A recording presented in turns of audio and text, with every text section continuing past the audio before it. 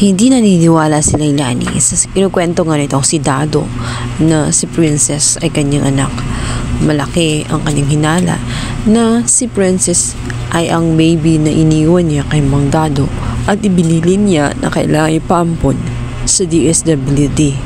Kaya naman upang makonfirm ang katotohanan iyon ay talagang patuloy siya na pumupunta sa bahay ni Mang Dado hanggang sa isang araw matutuklasan na nga niya ang tinatago-tago nito si Mang Dado. Punta siya sa bahay at doon niya nalaman ang totoo. Nakipagkintuhan siya dito kay Princess hanggang sa makita nga nitong si Leilani ang box kung saan doon nakalagay ang mga memories ganitong si Princess. Nagkwento siya tungkol sa libro na ibinilin sa kanya ng kanyang ina. Naaalala ni Leilani ang libro na yun. Kaya naman naghinala siya hanggang sa magtanong siya kung may larawan ba siya nung siya ay baby pa. Pinakita naman agad ni Princess at doon na nga nakumpirma nitong si Leilani na talagang si Princess ang bata na iniwan niya noon kay Mang Dado. Tahimik lamang itong si Leilani. Kaya agad-agad ay kinumpronta niya itong si Mang Dado. Nung mga time na naabutan niya ito sa bahay niya, dito niya sinabi na naiintindihan na niya na kaya pala hindi na binalikan itong si Princess ng sinasabing ina nga nitong si Princess dahil sa hindi niya talaga anak na totoo itong si Princess. Gumagawa lamang siya ng kwento.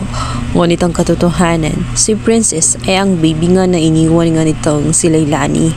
Siya ang anak nga nitong si Charlene na ipinagpalit nga ni Divina sa kanya. Kaya naman, umiyak na lamang itong si Mang Dado. Ayaw niya kasi na malaman nga nitong si Princess ang katotohanan. Takot siya na makuha itong si Princess sa kanya na sanang ina nga ang baby, ang anak niya na si Princess na siya ang laging kasama.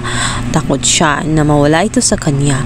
Ngunit hindi na mapipigilan ni Mang Dado ang katotohanan at ang paglitaw nito sapagkat sakto nga na dumating din itong si Princess at nalantad ang katotohanan na hindi pala siya totoong anak nga nitong si Mang Pascual.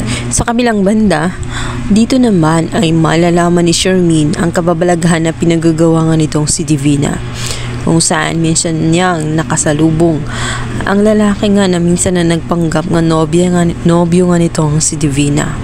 Yun pala ay binayaran lamang niya ito dahil nakumpirma niya na ito pala ay bakla at may kasamang ibang lalaki. Kaya naman agad niya itong kinompronta.